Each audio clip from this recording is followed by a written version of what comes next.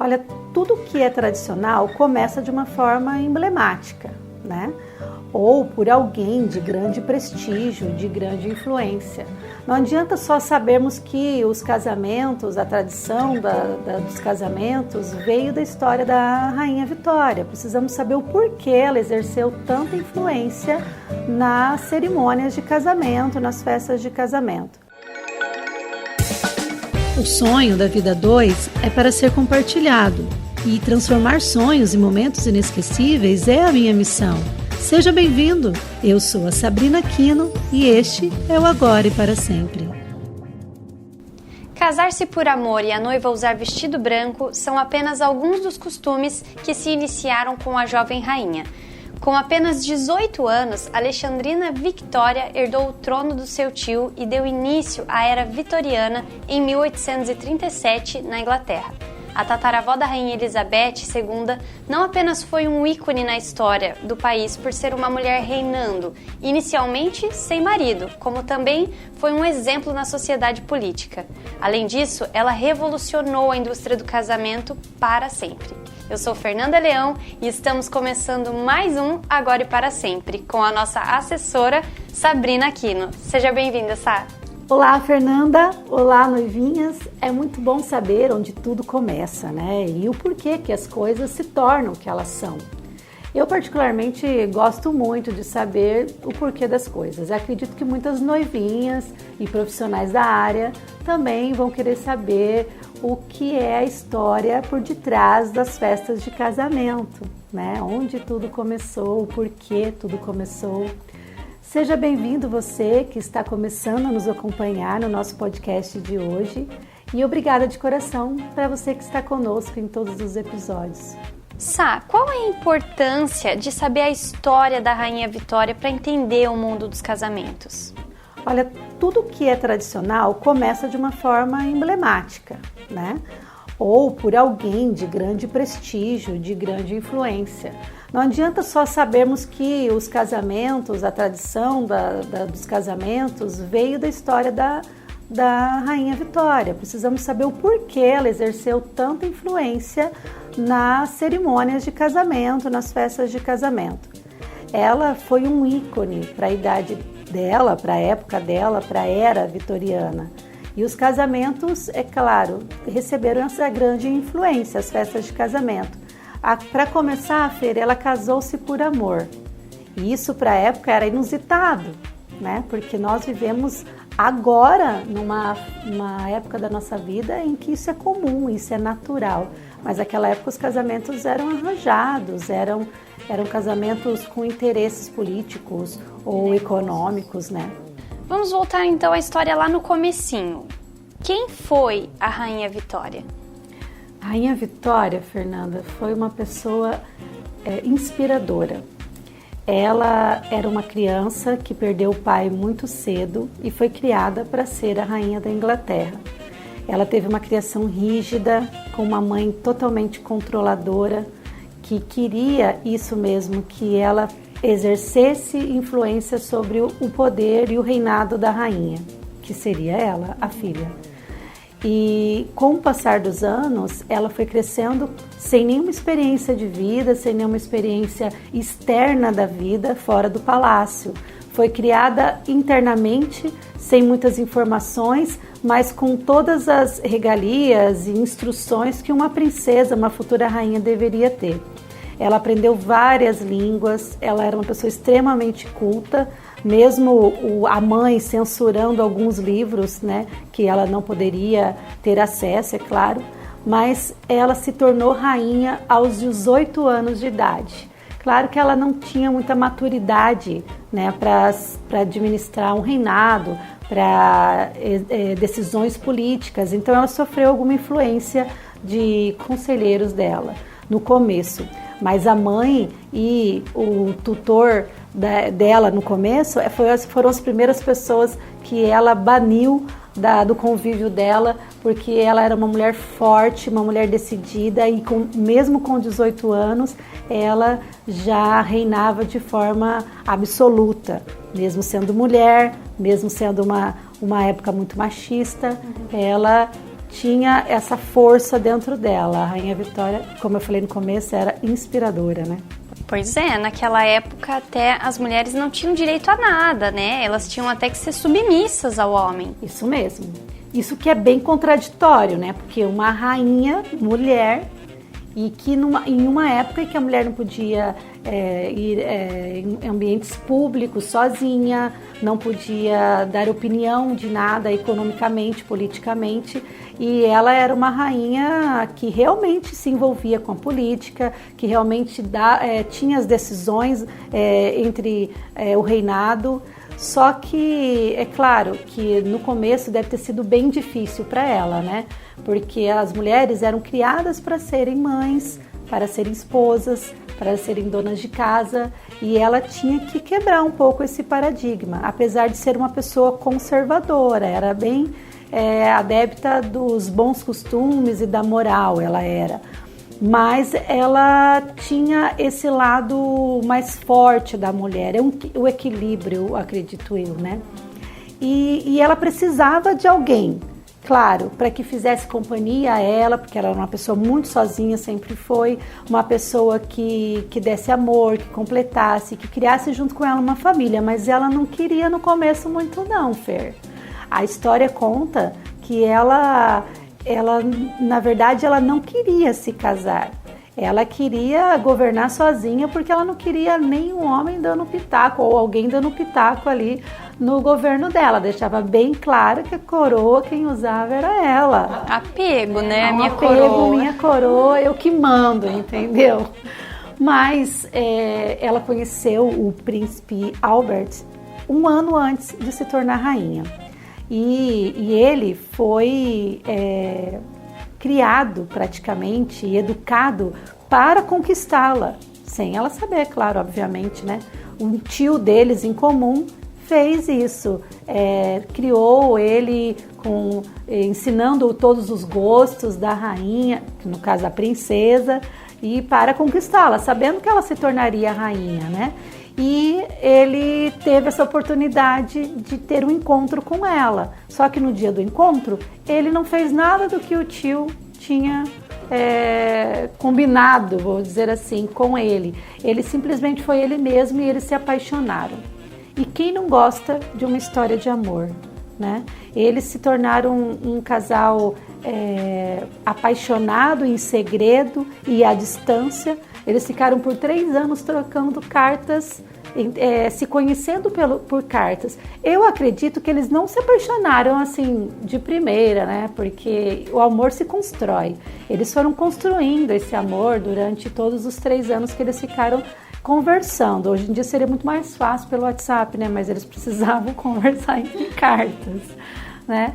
Depois que ela se tornou rainha, ela ainda reinou por 2 anos sozinha, sem marido. E foi aí então que ela sentiu essa necessidade de ter um companheiro, né?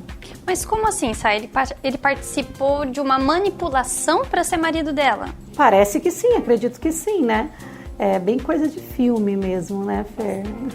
Mas, inclusive, existem livros, filmes e séries com esse tema. Um filme, por exemplo, de 2009, que foi premiado pelo Oscar, é A Jovem Rainha Vitória. É um romance maravilhoso, que vale a pena assistir, que retrata a história dos dois, o amor dos dois, né? Então, eles realmente, por 3 anos, construíram esse amor e foram se apaixonando. E ele era o primo mais novo dela, né? Eles tinham a mesma idade, nasceram no mesmo ano, porém, ele era um dos primos mais novos, né? E ela, né, como eles estavam apaixonados, logicamente que isso deve ter se espalhado pelo reino e os súditos ficaram alucinados com a ideia de um casamento genuinamente por amor, o que não era nada convencional, né? Não era da época isso, os casamentos, como eu já disse, eram arranjados, como o dela quase foi, né? Como era para ser a história dela. Né? Mas ela teve a sorte de se apaixonar por ele. Só que como ela já era rainha, ela que escolheu, ela que decidiu se casar com ele. Inclusive, Fer, ela que o pediu em casamento. Uau, bafão no reino. Não, com certeza. Imagina só, naquela época a mulher pediu o homem em casamento, mas não poderia ter sido diferente. Como ela era rainha, nem se ele quisesse pedi-lo em casamento, ele não poderia. Então ela teve que pedi-lo em casamento. Mas eu acredito para chegar nessa fase, ela com certeza saberia que ia receber um sim, né? Senão ela não teria se arriscado, né? Mas assim, a impressão que ela passa é que ela era uma mulher visionária, além da época dela. E por isso que ela é tão inspiradora, né? E o casamento deles foi bem sucedido, será? Porque naquela época tinham bastante coisas que iriam contra os dois, né? Ah, com certeza, né, Fer? É uma época bem complicada para casais, assim, que eram notórios como eles, né? Acredito sim que eles tiveram seus problemas conjugais, como qualquer casal, nem todo dia é um mar de rosa. Mas a história relata que eles tiveram um casamento bem sucedido, sim. Né? E inclusive assim, ela era a rainha e ela deixava bem claro que ela que mandava no reino. Mas com o tempo ela teve que dar uma função para ele, né? Ser só o marido da rainha, acho que não era suficiente para ele, ainda mais naquela época. Como ele era um homem muito inteligente, muito além de seu tempo também, então era um desperdício até deixar todo o potencial dele ali, né, de lado. Então ela começou a dar funções para ele que seria para nós um dono de casa, mas só que em âmbitos maiores, né? Dono de casa real. Isso. Ele cuidava de toda a administração dos palácios, ele que cuidava do gabinete dela, das finanças, disso tudo, dos empregados, ele que cuidava da decoração ou da readequação das coisas dentro do palácio. Numa certa ocasião, um dos palácios que pegou fogo e teve que ser reconstruído, reformado. Ele que cuidou de toda a reforma, da decoração. Então, ele cuidava de toda essa parte prática da vida dela. Mas, cada vez mais, ele foi criando espaços em outras funções, outras coisas dentro do reino. Né? Ele começou a se tornar uma das figuras mais importantes na era vitoriana. Ele era muito inteligente, gostava muito de artes, ela também. Então eles formavam um casal muito visionário, como eu estava falando que ela mas ele também. Apesar dele ser muito progressista e ela mais conservadora um pouco, mas ambos gostavam de cultura, joias, pinturas, esculturas, até a fotografia que surgiu naquela época deles, né? Então eles gostavam muito disso.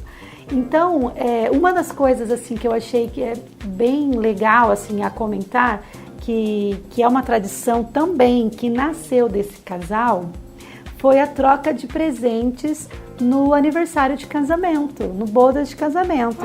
Sim, então quando hoje um casal tem esse hábito de presentear um ao outro com presentes na data de aniversário de casamento, é uma tradição que nasceu com eles. Eles tinham esse hábito de se presentear nessa data, de comemorar essa data, tamanha felicidade que eles tinham de ter se casado. Olha, mais um motivo por ter virado tradição o casamento deles, né? E também eles sempre trocavam mimos, eles se presenteavam demais. Mas quem se gosta sempre quer ver o outro feliz, quem sempre quer trazer um mimo. Claro que os mimos deles deviam ser bem... Um pouco diferente. Um pouco diferente, né? Não era um iPhone? Não, eu acho que eram provavelmente esculturas e pinturas e joias, né? Mas, assim, o importante mesmo era que eles lembravam um do outro sempre. Eles, né, eram apaixonados. Ai, que lindo. A Rainha Vitória e o Príncipe Albert, então, foram precursores de muitas tradições, né? No que você atribui isso? Olha, Fer, eu acredito que muitos fatores contribuíram para que a vida deles, a era vitoriana, a inspiração no casal virassem tradições. Eles eram de uma época onde tudo era muito difícil, as pessoas eram muito dominadas pela elite e eles se preocupavam bastante com os súditos, com os mais necessitados. Isso foi um diferencial no reinado deles. No começo, a Rainha Vitória era muito inexperiente, então não foi tão bacana assim o reinado dela. Mas depois, com o casamento com o príncipe Albert, eles conseguiram colocar em prática tudo aquilo que eles já vinham idealizando desde a adolescência, ideais de vida e tudo mais, aquilo que eles tinham em comum, na verdade. Trouxeram a identidade deles. E isso pro reino. E isso fez com que a era vitoriana fosse uma revolução industrial. Eles incentivavam muito as artes, né? Eles gostavam muito de incentivar os pesquisadores, os cientistas. E como era uma época de paz, então era mais fácil com que isso tudo tivesse mais liberdade de ser construído. Então muitas coisas que eles fizeram viraram tradição, porque era uma época bacana, uma época legal de se inspirar. Muita coisa mesmo, não só o mundo dos casamentos, mas muita coisa da vida deles, do que eles fizeram com o reinado deles e virou tradição. Por que você acha que o casamento dela se tornou tradição até os dias de hoje? O fato deles terem se casado por amor, eu acho que já é o fator principal. Porque, como eu já tinha dito, o amor é a essência do casamento, né? Na idade moderna, pelo menos, né? Mas isso na época era inovador. Então, acho que isso... Quem não gosta de uma boa história de amor? Né? Então, acho que as pessoas se inspiraram muito nisso e por isso que os casamentos hoje são inspirados nisso. Né? A forma com que ela... idealizou a cerimônia do casamento dela foi de muito bom gosto. Tudo muito organizado, muito meticulosamente pensado e tudo tem um porquê e eu como cerimonialista vou te dizer que isso é maravilhoso, ter o porquê de cada coisa na cerimônia. Então o fato dela ter casado de branco e ter proibido com que as outras convidadas se vestissem também de branco só para ela ter esse privilégio, isso foi bem emblemático, né? O fato dela ter colocado uma ordem no cortejo de entrada, isso fez sentido, na verdade, para a cerimônia, né? Então, acho que tudo isso que ela fez com a cerimônia de casamento criou uma ordem bacana e que foi muito bem hoje inspirada, né? Hoje não, desde lá até aqui, né? Inspirada. Para você ter ideia, a história de amor deles é tamanha que com a morte dele aos 42 anos de uma doença chamada tifo, ela ficou muito cedo viúva.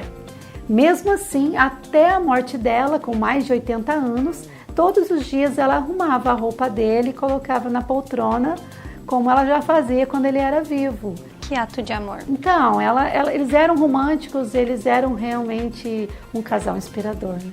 Agora que nós já conhecemos como e com quem tudo começou, me diga o que você acha de mais inspirador na história do casamento da Rainha Vitória? Olha, praticamente, Fernanda, o que temos hoje é uma cópia do casamento deles, né? Mas eu diria muitas coisas nesse casamento são inspiradoras. Eu acho que o mais me chama a atenção é o vestido branco, que foi inovador para a época, então. A ordem da cerimônia, que eu amei, né? Porque adoro uma organização. Como uma boa cerimonialista não poderia deixar de ressaltar. E a troca das alianças no altar, que eu achei que ficou assim um toque mais romântico do sentido do casamento, né? Realmente, hein, Sá? Que história. Verdade. E estamos encerrando mais um episódio do Agora e Para Sempre. E não esqueça de nos seguir em todas as plataformas digitais. Todas as quartas-feiras, às 13 horas da tarde, com curiosidades do mundo do casamento. Tchau, noivinhas. Obrigada pela companhia, Fer. E até o próximo. E até o próximo. E até o próximo.